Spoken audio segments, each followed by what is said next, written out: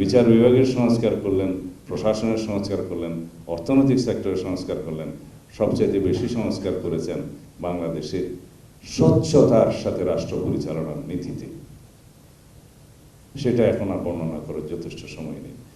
তার যে উন্নয়ন অগ্রগতির বিভিন্ন রকমের পদক্ষেপ, কৃষি খাতে, শিল্প খাতে, যে গার্মেন্টসের কথা একজন বলে গেলেন, গার্মেন্টস সহ বিদেশে শ্রমিক প্রেরণের কথা সহ সমস্ত সেক্টরে তিনি যে ইনিশিয়েটিভ তিনি যে শুরু করলেন, সেটার ক্রমবিকাশের মধ্য দিয়ে আমরা আজকে এই জায়গায় এসেছি। এরপরে বিএনপির হাত ধরে বাংলাদেশের স্বৈরাচার মুক্ত হলো। আমরা সবাই আন্দোলন সংগ্রাম করেছিলাম। এখন রাষ্ট্রপতি জিয়া রহমানের পরে সেই দায়িত্ব সে গাড়ে পড়ল বেগম খালেদা জিয়ার, দেশনেত্রী বেগম খালেদা জিয়া।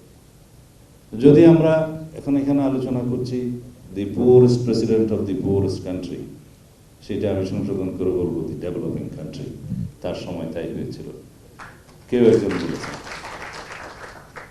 কিন্তু আপনারা সিঙ্গাপুরের লি কিউয়ান কথা তো আপনারা সবাই শুনেছেন।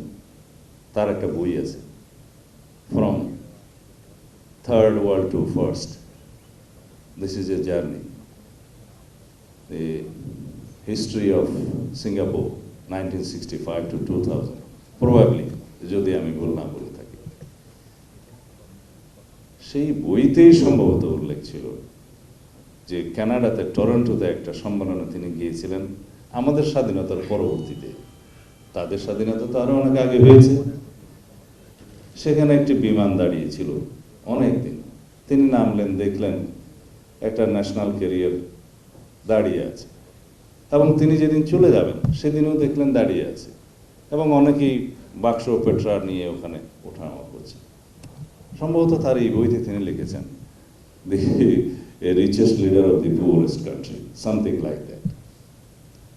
কিন্তু জিয়া রহমানকে আমরা দেখেছি the poorest president of the developing country. ওনার দুই সন্তানের যে জামা কাপড়ের কথা আপনারা আলোচনা করলেন এই বইতে, আমি সেই জামা দেখেছি, তার মধ্যে আমি একজন।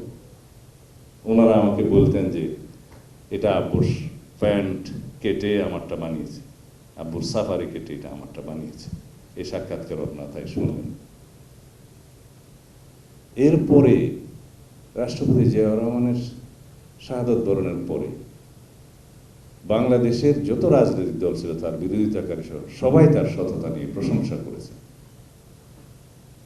এবং পৃথিবীতে যে কজন রাষ্ট্রনায়ক অল্প সময়ের ভিতরে সারা বিশ্বে বিভিন্ন রকমের মিটিগেশনের জন্য, যেটা গ্লোবাল ডিসপিউট মিটিগেশনের জন্য, যাকে এই থার্ড ওয়ার্ল্ড কান্ট্রিজের একজন লিডারকে পছন্দ করা হতো, তিনি প্রেসিডেন্ট জিয়াউর রহমান। এটা আমাদের জন্য গৌরবের, অহংকারের জায়গা। আমি এখানে আর বেশি কথা বলতে চাই না। বললে সারা দিন সারা রাত আলোচনা করলেও সেটা শেষ হবে না প্রেসিডেন্ট জিয়াউর রহমানের উপরে। শুধু আহ্বান জানাবো, আমরা যেন শহীদ রাষ্ট্রপতি জিয়াউর রহমানের জীবনী থেকে শিক্ষা নেই, নিজেরা সেই জীবন গঠন করি। যেমনভাবে প্রেসিডেন্ট জিয়াউর রহমানের শাহাদতের পরে, আমি তখন বিশ্ববিদ্যালয়ের ছাত্র, দেখেছিলাম মানিক মিয়া এভিনিউতে, আমরা গিয়েছিলাম, সারা বাংলাদেশ কাঁদছে। তখন ওই কবিতায় মনে হয়, এমন জীবন করিবে গঠন, মরণে হাসিবে তুমি, কান্দিবে ভুবন। এটা প্রেসিডেন্ট জিয়াউর রহমানের ক্ষেত্রে প্রযোজ্য।